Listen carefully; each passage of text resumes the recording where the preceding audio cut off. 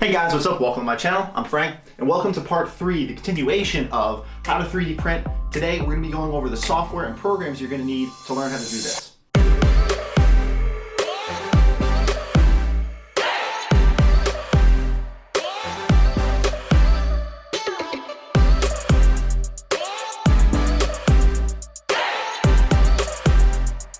Now, I know it's been a while since this video.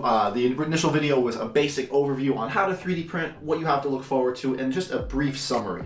In the second video, we went over more of the hardware of 3D printing. And hopefully that helps you guys understand this machine a little bit more. I'm a big proponent on understanding the components and hardware that make the 3D printer work, and it helps you understand the settings, and especially when you have issues, when you're troubleshooting and something just isn't right. So hopefully you guys watched that video, and now we're going to be going over the software and programs. Funnily enough, I accidentally made a video 4 of this, and I'm going to retitle it because as I was planning this video, I realized I made a great follow-up video for that, and that's how to get a very nice, perfect first layer. It's the obvious succession to this video. We went over the printer, we went over the hardware, and now we're going to talk about how to actually get that nice first layer going on the printer. So I'll link that video down below. It's a very good video on those initial troubleshooting steps and should get your first couple prints going nice and smooth. All the software we're going to be using in this program is completely free, and I'll make sure there's a list of links for all of that down below, but we're going to hop on the computer. We're really not going to mess with the printers at all in this video. It's all going to be software based. I'm going to talk about settings that I look for, things I adjust, and hopefully by the end of it, you'll understand exactly how to pull a 3D file off the internet,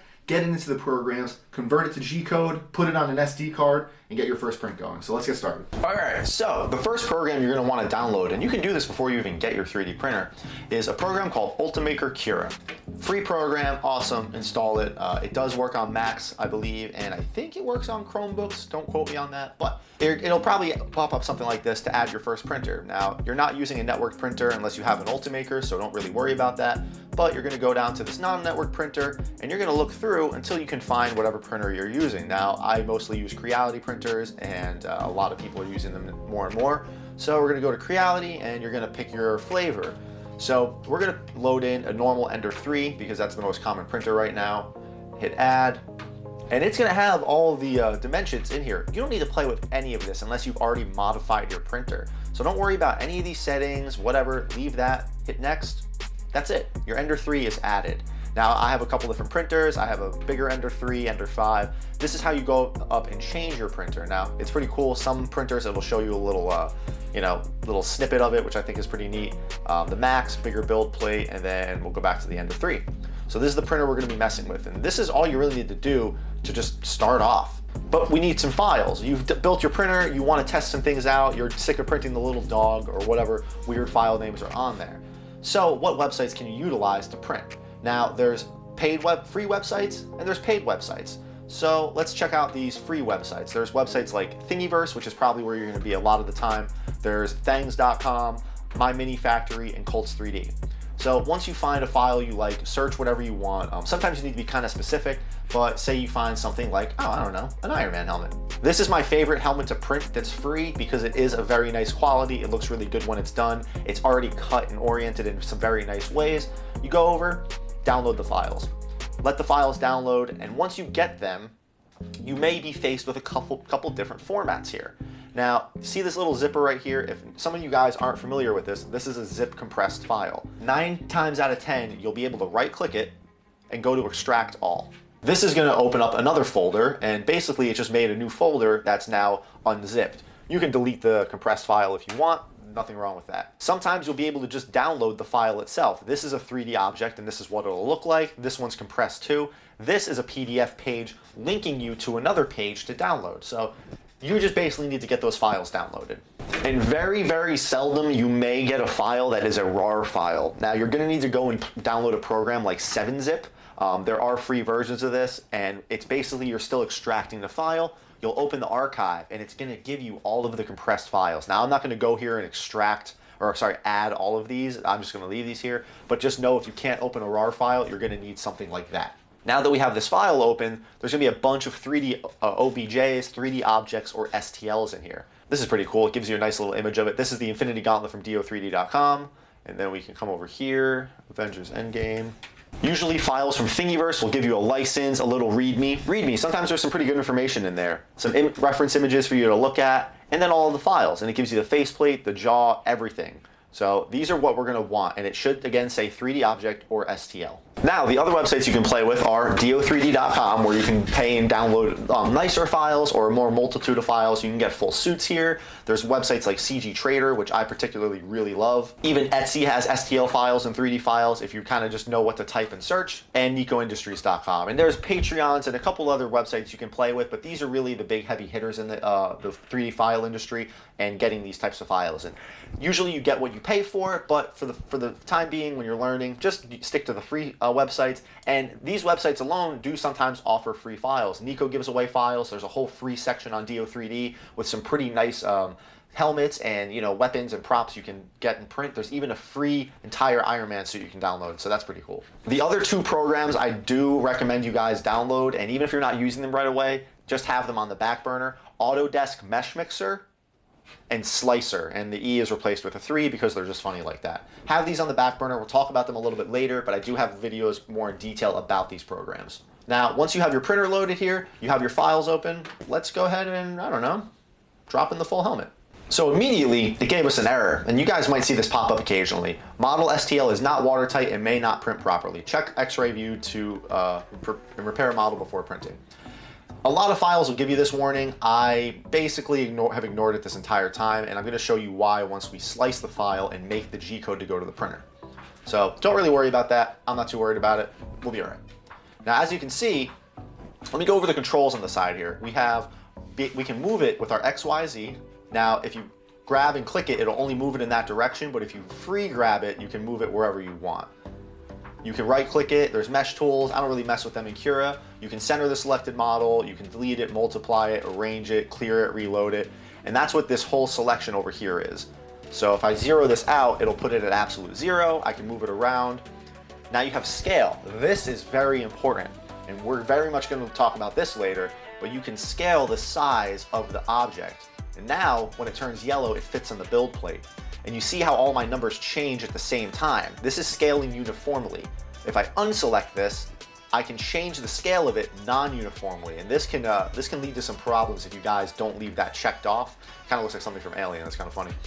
So we'll undo that, scale uniformly, and leave it like that. Now we're at 50%. It fits in the build plate. Over here, you can rotate and translate parts to get them to look a little bit better and play with the orientation. Orientation is key, and I cannot stress that enough early on. So you can play with this however you want, move it around, manipulate it.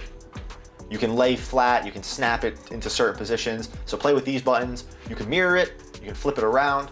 This is good for when you're making multiple copies or printing maybe the left and right side of an object and you don't want to reload another model. What you can do is just multiply the model and then mirror it, and then you have a left and a right side, like a glove or a hand. Per model settings. I really wouldn't worry about these too much right now. These are kind of a little bit more advanced, and that's something you can play with. But basically, if I was to say have 2 Iron Man helmets here, and I wanted to print one really, really fast at a really low quality, I could change the settings on this one specifically to print fast and at a low quality, but then print over here on a higher quality. It's a little tricky, but that's for more advanced times. Support blockers. This is very, very important. We're going to talk about this later too. And then custom supports. So these are the controls over here. Don't be afraid of them. There's a little list down here so you can cycle between the files. You can rename the files once you export them. You can snap to some different degrees and move around and get a better view of things. So if you come up here, if it hasn't already shown up, you can change your settings. Now these are going to be the very basic settings for Cura, and you have things like your quality, which it says profiles. It probably should say print quality, which would make a little more sense. Your infill, your supports, and your adhesion. Now let's turn all of this off, and we'll do a really low quality with a solid plastic. So the quality is the level of detail that the print is going to come out with. Now if you zoom in here, you can see really nice sharp lines. It's really, it's a pretty detailed model, especially for being free. But we're going to max this all the way out. Infill is the amount of plastic inside of the model, and you can see the grid pattern changing here. And now we go from half solid plastic to 100% solid plastic. That's not going to affect how the inside and outside looks. It's going to affect the distance between the walls. Support and adhesion, I'm going to leave off. So just like this, we're going to hit slice. Now this is what people talk about when they say slicing G-code. They're not slicing the model in half, that's cutting the model apart. Unfortunately, the name of it is a little confusing, and I get that. We are slicing and making G-code. Now this helmet at 50% scale on an ender is going to take 16.5 hours. It's going to use 125 grams. I would send that. Okay, cool little helmet. Let's go over to preview. Immediately after hitting slice, always go to preview. Always, always, always, always. I cannot say that enough. You want to learn to review your models. This is your 3D model. Now, yours might automatically look something like this, I believe. It starts yellow. You're going to want to come up to this pencil and change it to line type. And that's going to give you all of the different lines and instances of the print. You can get rid of the shell. That's the outer and inner casing.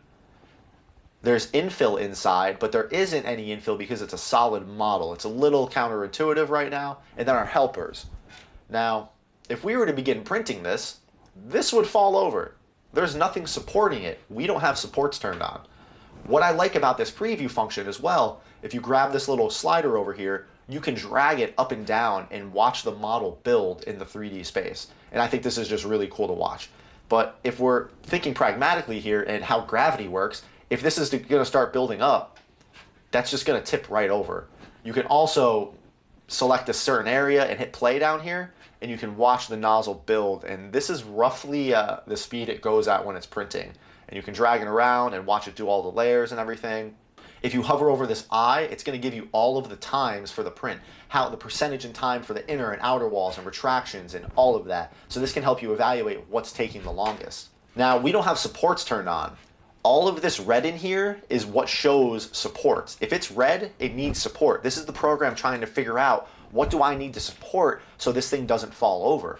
So let's just go ahead and turn supports on. So that went up just a little bit. It went from 16 hours to a day, and it's using a little bit more material. But now you can see in preview, it's supported. This is something that could potentially survive and print properly. Now, if we lower this, we can see that it's using all of this support inside of the helmet. That's going to use a lot of material. But now we can go over here and look around. We can get rid of the shell. We can see that this is all of the support material in here. We can get rid of the support. We can get rid of the helpers or the infill. So we can play around with all of this. If you ever see this, this is the travels. These are the paths that your nozzle is going to take. And let's change this again, and let's do a 50% infill at a, I don't know, max quality. So we cut the infill in half, but drastically increased the quality. And what I mean by quality is these numbers are your layer height. They are the individual layers here, the actual height of them. So we're coming from a 0.28 to less than half of that. So as you increase or decrease that quality, you could potentially lose your really sharp corners or edges. Now, certain models this will never be a problem with. Other models this could very drastically change how the model looks. But this went up a lot in time. This is now a 2.5 day print, and there's a lot more layers. And now you can see, if we strip away the shell, you can see the infill. Because now we're not at 100% plastic, there is a nice infill to this. And this is what is holding the two walls together. It looks kind of cool like that, I think, right? Nothing but infill.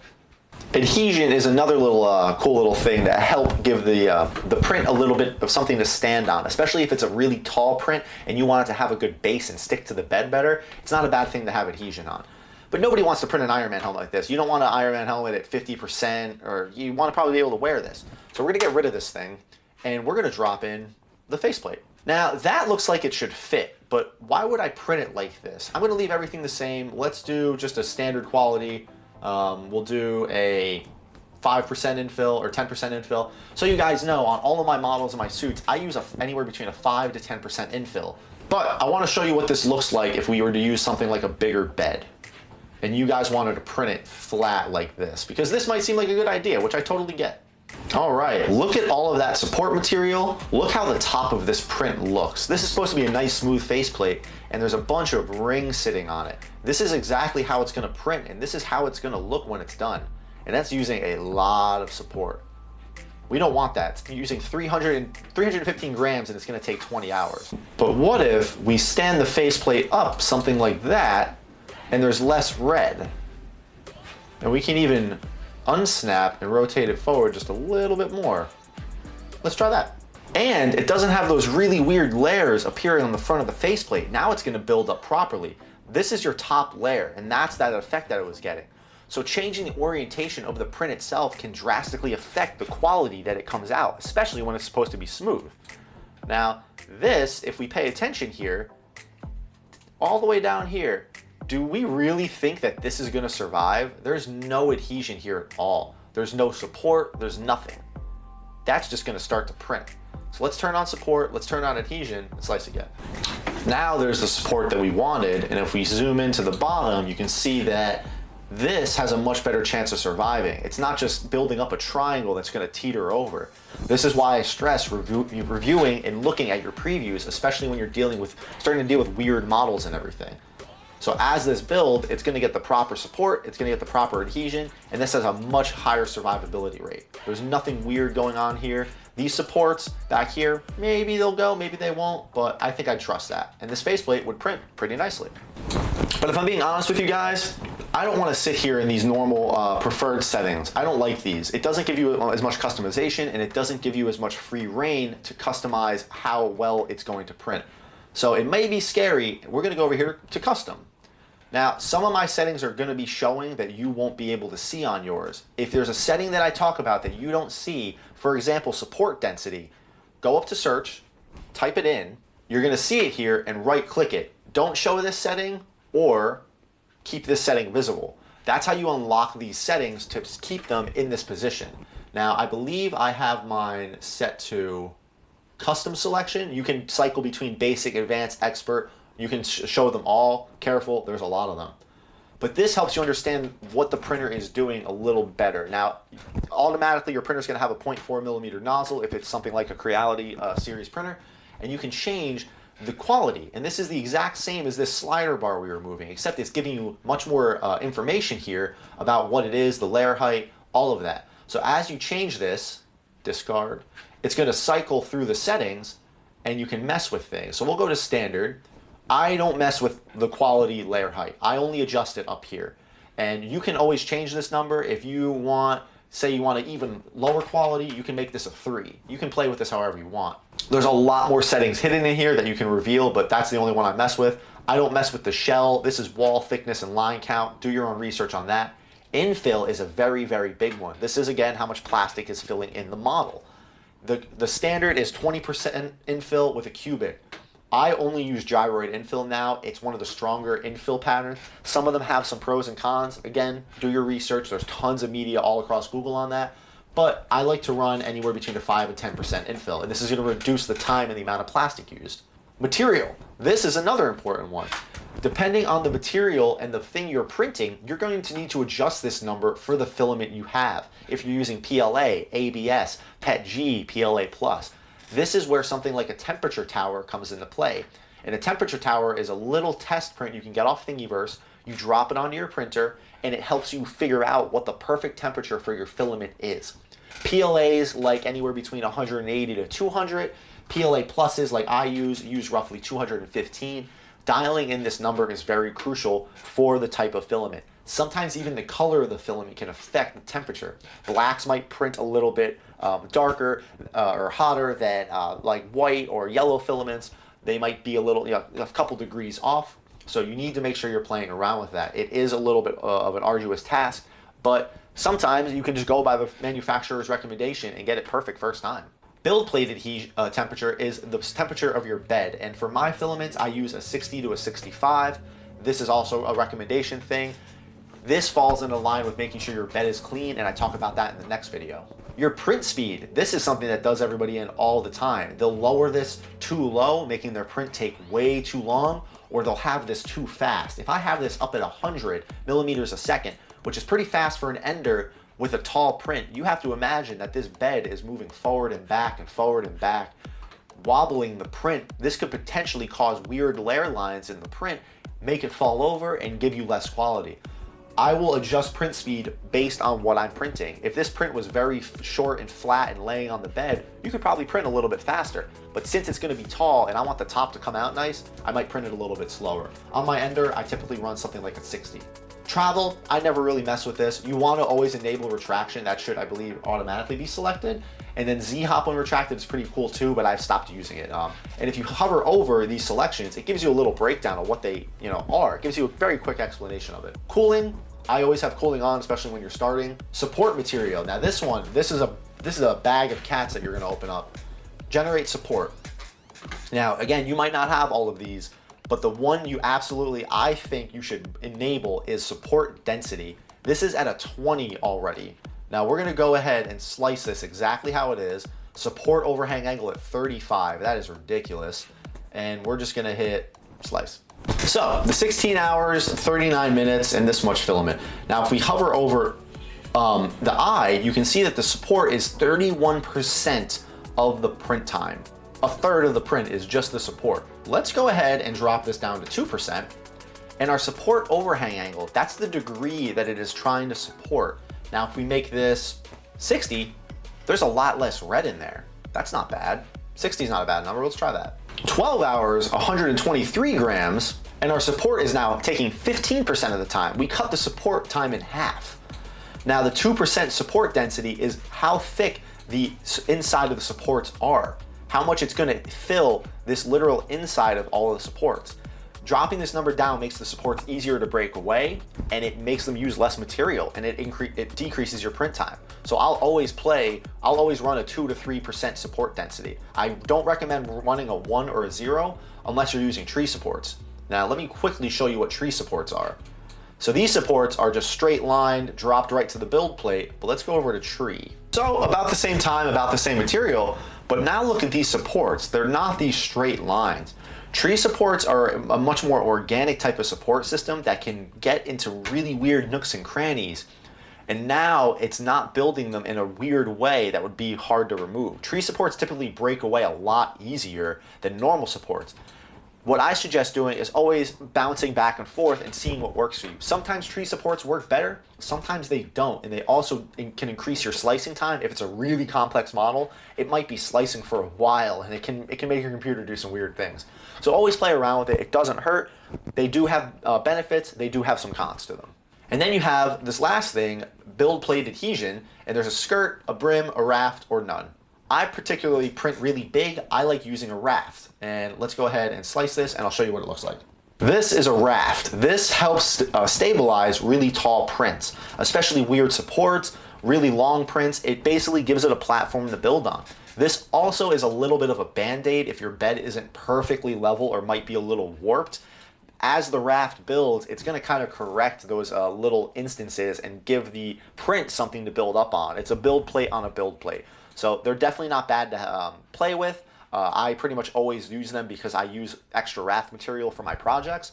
So play around with that. If you're not using a raft, I would at least use something like a skirt or a brim. They have a kind of little benefits, but I really like my rafts. And you can also play with the margin, how far the raft comes out from the print, and how many top layers are on the raft. And I sometimes make this a 1, and I'll do something between a 5 or a 10. It uses less material, but still gives you the benefit of that raft. Now, those are the settings. They're not that complicated. Again, as long as you take your time to understand them, it's really gonna be a matter of arranging your prints now. That's the big thing. This is how I would print this faceplate. That's done and easy. Now, this barely just doesn't fit, and I could probably adjust this to get it in there. Let's see. Now, if you guys pay attention to the edges of this build plate, they're all grayed out, and that is due to our raft. If we turn it off, it'll give us more area, or we can play with the number like a 5, and then we can rotate this back and move this, something like that, center it, and look, suddenly it fits. And you can see all the red is down here on the back, there's some red in here, there's nothing up top. This helmet fits in this ender. That's actually pretty impressive the way it was cut. Now, let's go ahead and how we have it all, let's slice it. So this is gonna take a little bit of time. This is gonna take a day and almost a day and a half. It's gonna take 319 grams. Our supports are only taking 8% of the time though, which is pretty cool. And that's it. Not a lot of support material at all. I'd be pretty comfortable with that. You could play around with your support overhang. You might be able to make that a 60 degree, which would pull some of this back just a little bit. But really not bad at all. I've seen worse. But what if we have a model that doesn't fit our printer? Well, how can we print something that doesn't fit? You cut it in half. Not a hard thing to do, especially if you guys went and downloaded Meshmixer. Meshmixer sometimes can mess with the quality of something. Even though it looks like this, it doesn't actually look like this. It will still look like this nice crisp model once you export it. But there's a really cool feature in Meshmixer, very quick edit, plane cut. It puts it right in the center. You can use these arrows to manipulate and rotate everything around. There's degree markings you can play with. You can translate it up, translate it down. Main thing you want to do is go up here to cut, keep both, leave it on refilled mesh, hit accept. I have a full tutorial on cutting anything to fit any size printer using Meshmixer, how to do all of this. So please make sure you go check that out if you're gonna be printing things bigger than your printer typically allows. You really can fit nearly anything on any printer as long as you learn how to do it. Then when you're done with that, you go over to separate shells, and now you have two different parts that you can drop into your printer. Select one, export, export, handle two. Look at that. Now we have a model that fits. And when you cut it, Meshmixer automatically filled in the top and bottom of it so it's printable, and then you can fuse these two parts together. Meshmixer is pretty easy to use for making plane cuts. There's other programs that can do it. I just like Meshmixer. And then you can arrange these however you need to print. The last thing, once you're done slicing, once you've done previewing and seeing what's going on with the print, again, always check your previews because sometimes your computer's processor can have a hiccup. Sometimes, very rarely, there could be a whole layer missing. This is hard for these things to calculate. It's making a print. It's trying to figure out the best way to move the nozzles and do all of that. So if you're reviewing this, look at this. Look at this print over here, this little part. This support isn't even doing anything. It doesn't even contact that part of the print. And if we build this up, we're gonna see that it really doesn't even need it. This is where something called a support blocker can come into play. Now this is right here. You're gonna come over here, drop this onto the model, just like that, and it's gonna block out that red. Now you can put it over here if I want. I can put it, I don't know, let's put it over here. Now that looks pretty good. And these little cubes, you can actually select them, move them, and you can even scale them if you want. You don't need to drop a bunch of support blockers all over the print. You can do this, you can move them, you can orient them however you want. You're gonna see that it did exactly that. It stopped Cura from putting supports in those areas. Now this can come in handy, especially when printing helmets and really big dome pieces that don't necessarily need supports all over it. And if you guys go check out my how to print a Mandalorian helmet video, I talk about and show you exactly how to use support blockers to the best of your abilities.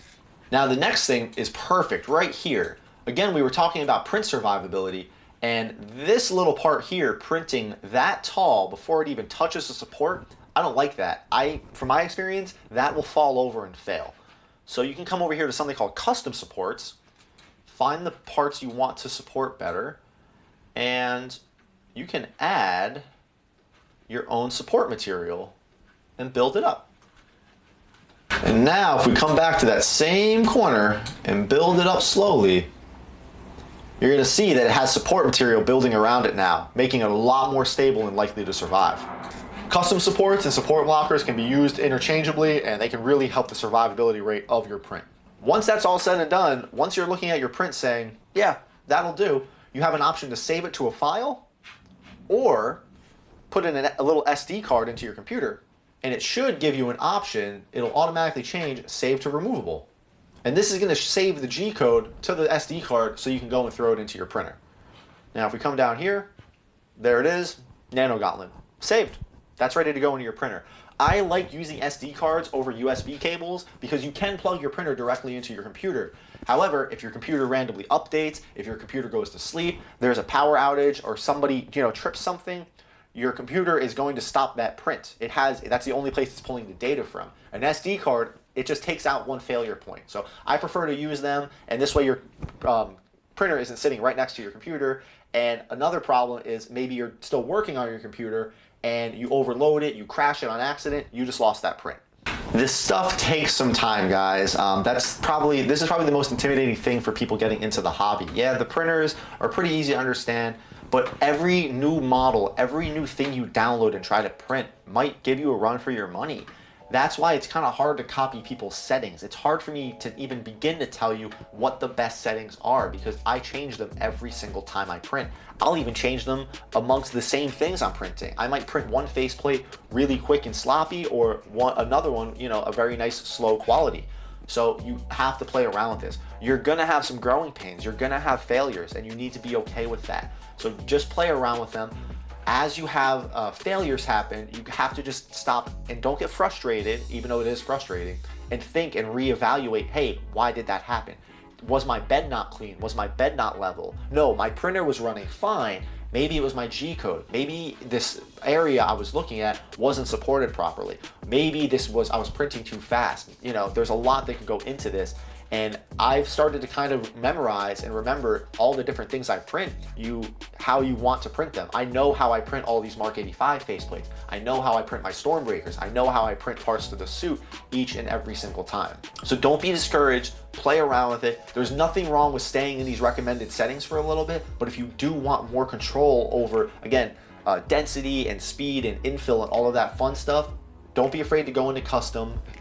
Review this, check some of my other settings tutorials, and hopefully that can teach you guys just how to manipulate Cura or even Prusa Slicer or some other slicing program a lot better, because a lot of them operate exactly the same, just the names will be a little bit different. So guys, I hope that was an okay overview on how to use Cura. Again, it is a little bit intimidating, but this is part of the 3D printing hobby. But as you saw, you don't need to know how to 3D model. I didn't need to pay for anything. All the programs and a lot of the files you can use are free.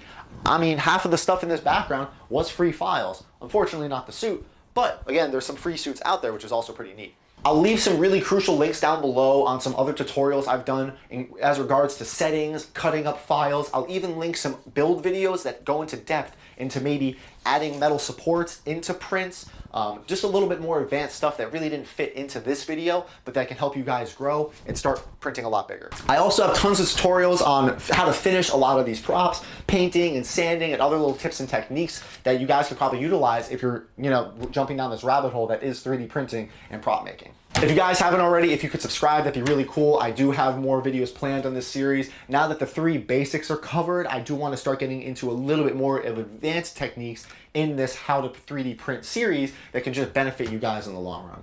If you guys have any questions about something you saw in this video that maybe you want me to cover more or maybe I wasn't clear about, please leave some comments down below. If enough comments start to appear about the same topic or you guys want me to cover something in a future video, that just gives me more ammunition to help you guys out. So please don't be afraid to leave a comment. Hey man, I saw you did this, but could you elaborate more on that? I'll absolutely try to make a follow-up video about things in this video that I missed. If you also want more help in the meantime, please go check out the Discord. We're over 3,000 members deep, and it's about 3D printing, cosplay, and everything in between. So there's a link for that down below. I really implore you guys to go check that out if you aren't already there, and you can get a lot more information about all of this stuff.